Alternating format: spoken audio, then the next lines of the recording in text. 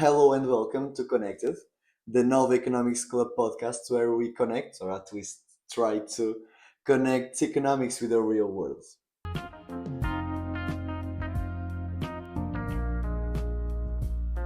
So today we have the second episode of our Alumni edition. We are going to connect with Miguel Costa, former Nova student and member of the University Club with the most handsome podcast hosts, Nick. So it took him 3 years abroad to realize. It took him 3 years abroad, doing a bachelor's degree in philosophy, politics, economics at the University of Warwick, to realize how much he was missing the Carcavel sun and sand. That is why, from 2015 to 2017, Miguel underwent a master's degree in economics at Nova. Then, after 8 months of work in the private sector, he became a public finance specialist at the Portuguese Finance Ministry in August of 2017. Only 1 month later, he joined the Prime Minister's office as Deputy Economic Advisor. At only 25 years of age, in 2019, he was elected to the Portuguese Parliament and has been the leader of the Socialist Youth since 2020. It was during his previously mentioned time at Nova Economics Club that he acted as editor-in-chief of the club's monthly newsletter, researcher, and vice president of events. Welcome back, Miguel. Thank you. So, the invisible hands that wrote this podcast script, at least for those listening, has decided to start the conversation by first discussing a bit of your academic background. Mhm.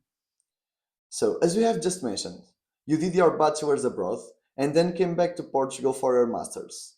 However, most of us desire to follow the inverse path: bachelor's drinking Fino or Imperial, followed by a master's drinking pints. What did you gain personally or in terms of economic understanding by being such an outsider? Hmm. Well, I hope I can be an outsider in the good sense that can bring new ideas and not in an outside sense that disengage with society. It was a challenge as well as a student coming to Nova after a bachelor's abroad, which was obviously people had made all those friendships in their undergrads at Nova, and sort of I came in and was like, well, I'm a new guy, let me in, which was okay. I managed, but anyway, why did I make that choice? Is your question?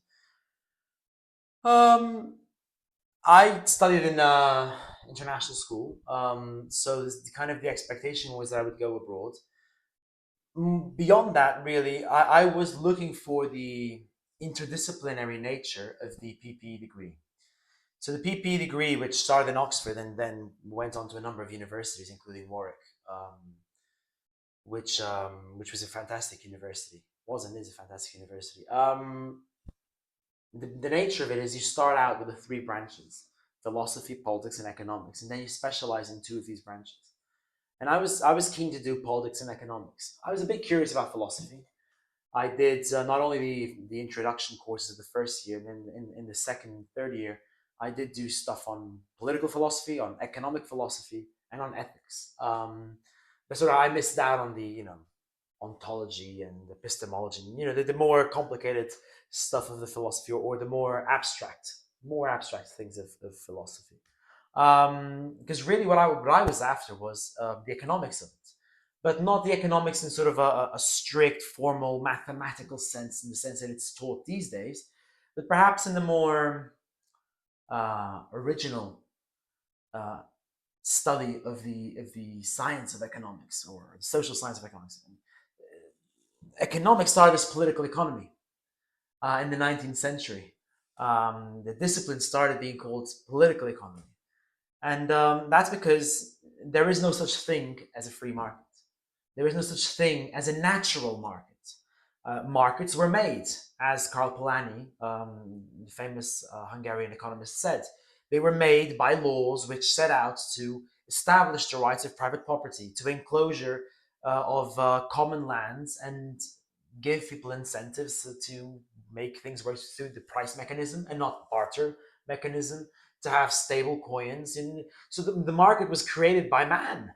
And so it's important when we analyze economics that we analyze as well the laws and the political choices which came behind that.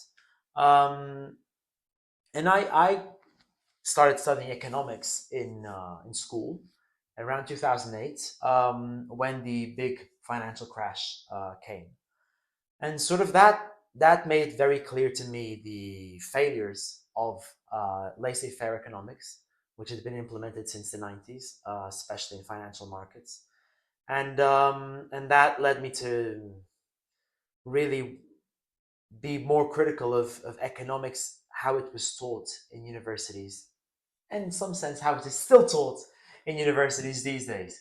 And that's why I went for a more interdisciplinary degree at the start. That's a perfect introduction for our next question. So, Pedro Nuno Santos, the leader of your party, PS, recently said in a conversation with a Portuguese comedian that he chose not to go to Nova because he wanted to learn economics and not mathematics. So, considering that, what made you choose Nova for your masters? And did you learn more about economics or mathematics? I applied for masters in Nova and ISEG, and I'm not sure. I think ISCRE as well.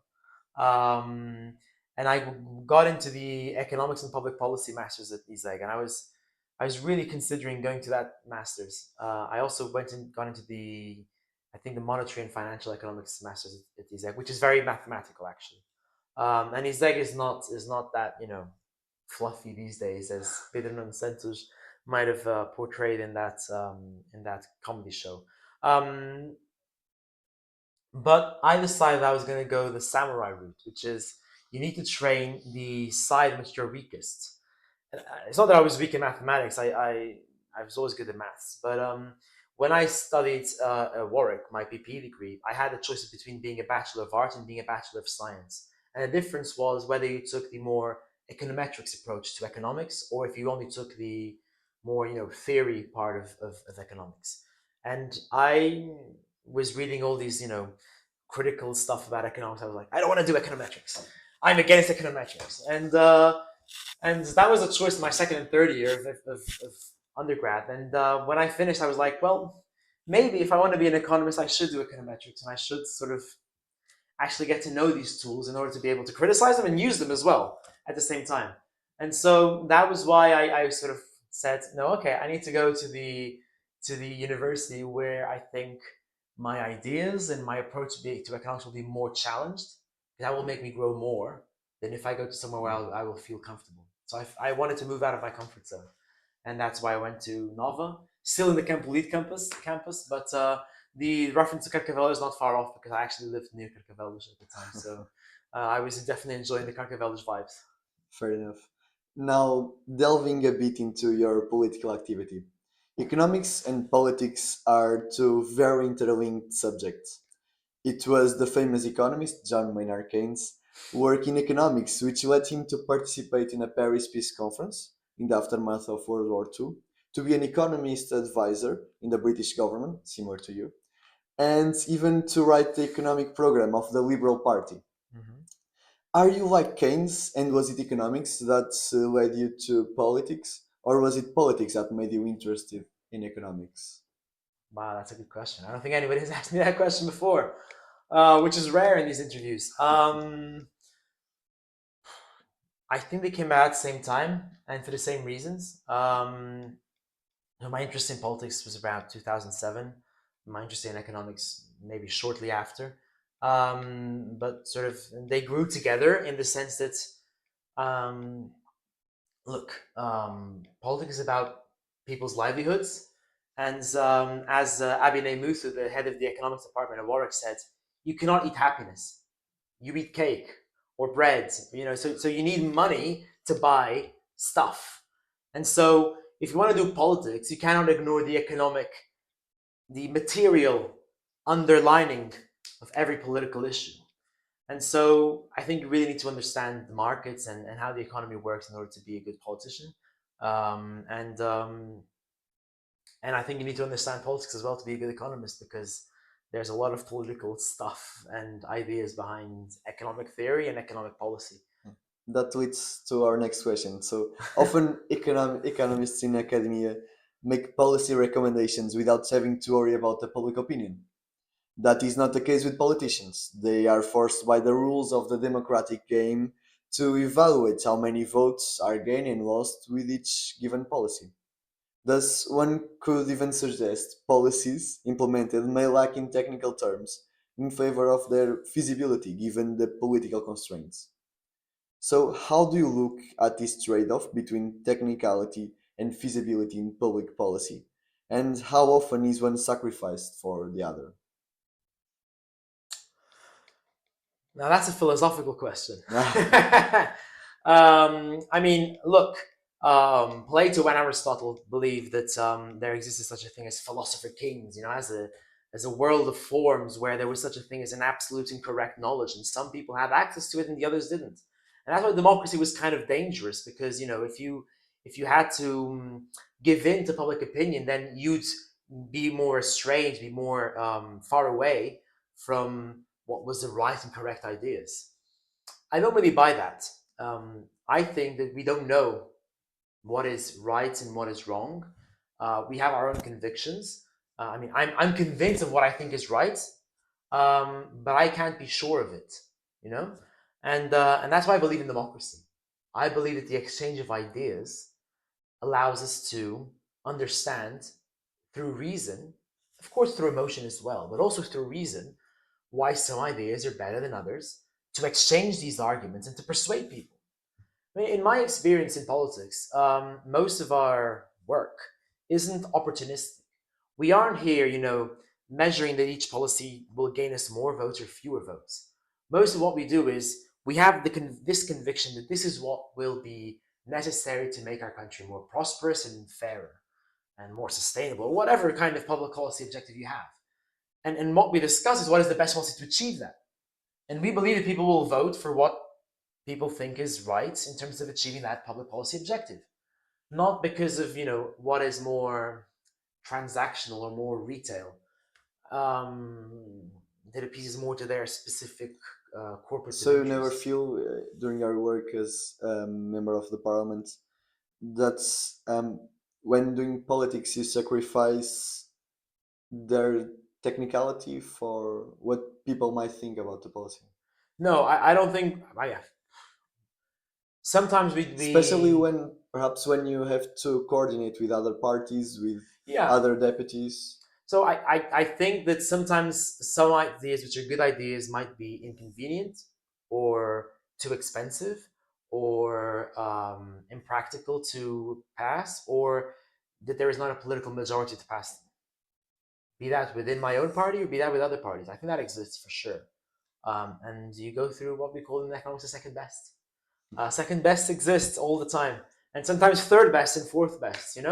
Um, but my point is, I am not convinced that we can say something is technically correct and something is technically wrong. And so I believe that the exchange of ideas brings us closer more often to what is technically correct than what is technically wrong. Okay. As It's a not a trade-off; it's a synergy. sure. So, as a political economist, during your career, even if for now short career, have you come across more economists that clearly overestimate their political knowledge, or politicians overvaluing their economic understanding? Hmm.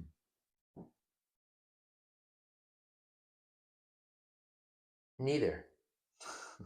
I think the more often you find is economists thinking, I don't need political knowledge. I have the technical knowledge, and these guys should listen to me. They're all, you know, they don't know enough about economics, which is fine. But I think that if they were more engaged in the political conversation, they would understand the constraints and the opportunities, and maybe they would understand that their opinion is not the only opinion, and perhaps there are other opinions which are valid as well.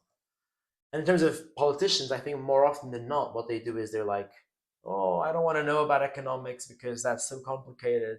Numbers and Excel sheets. Someone else do that and advise me. And I think that's wrong. And one of the projects I was responsible for when I was at NEC was Economia Viva. And the motto of Economia Viva was economics for all. And I remember doing a speech or something at one of these Economia Viva events. And I used a quote from a philosopher whose name I can't remember now, but it was something about I think Eric Weil, who said that life is defined by a concept of sacred. And what is sacred is that which occupies a whole plane of discussion, but at the same time, you are not allowed to discuss it. And economics is very much sacred in political conversation these days. It's everywhere, but only a few people are allowed or legitimized to talk about it. And we should make economics for all. It really seems like you have the script in front of you because I was now going to ask you about your time at But NEC. I swear we did. I swear this was not. This was not arranged, yeah. So, as you have mentioned, and yourself as well, you are a member of the most brilliant thing Nova has to offer to the world. You know, besides Surf and Susana Peralta, NEC.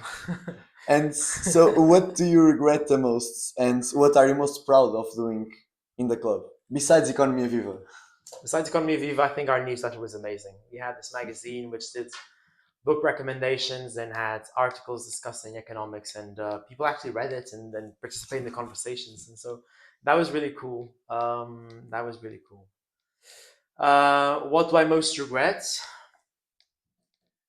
We had just come from a generation that had done some really cool research projects with the IMF and with the Portuguese government, and we didn't manage to continue those research projects. And I think engaging undergrads in research is a way of us understanding that what we learn in class is not knowledge we should take as as fixed knowledge. That we should challenge what is taught, and we should try and create new knowledge and reach new conclusions. I mean, the whole philosophy of science is that the only thing we know is that which is false, that which has been falsified, and so honestly, I think that it's important. In undergrad, more often than not, you are told this is how things work. I think we should encourage our members. I say our because I still consider myself a NEC member. We should encourage our members to challenge that and to ask questions. So, in a short note, what would you say to students that might be hesitant to join the club? Oh, do it. It's great fun. I mean, it's if you want to just have sort of a dry and academic approach to study your degree in economics or your master's in economics, that's fine. You can, get in, read the books, and get out and do your job out of the labor market.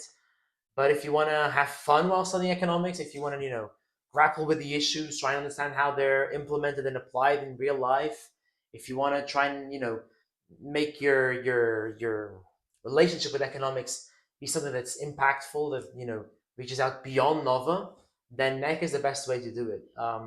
Did you have fun at NEC?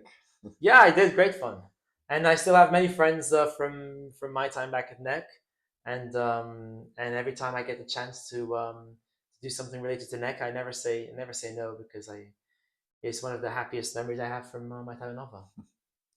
So, now to end the interview, I'm going to make a this or that quick fire questions. Okay, So, I'm going to say one thing or the these are other. dangerous Like, questions. yeah, really dangerous, really dangerous. And so, like apples and oranges, and you have to answer in the Okay, seconds, really, really quick. apples. um, so, macroeconomics or microeconomics? uh, Come on. macro. Keynes or Hayek? Keynes, of course. Financial Times or The Economist? Financial Times. Being an economist or being a politician? Being an economist. Really? Winning a Nobel or becoming president of the European Commission? Oh, being a president of the European Commission. Who cares about the Nobel? It's just a chunk of metal. It's more important to do real stuff. Festa do Avante or Rock in Rio? I've never been to either, actually. Really? Primavera Sound or Not Alive. Much better. And now the last one. Carlos Marx or Carlos Guimarães Pinto? Please, Karl Marx, of course. Um, the invisible market has been shown to have many sins and many failures. I think it's about time we fix them. Okay, so I think this was it. Thank you so much for Thank you. having you with us. I don't know if you want to have a last remark. Just congratulate you for the podcast and say that economics really is not only about how we can improve businesses, it's about how we can change the world. And NEC is a bit about that dream. And I hope that all NEC members can reach out and make an impact. And as the novel motto says, become a powerful mind.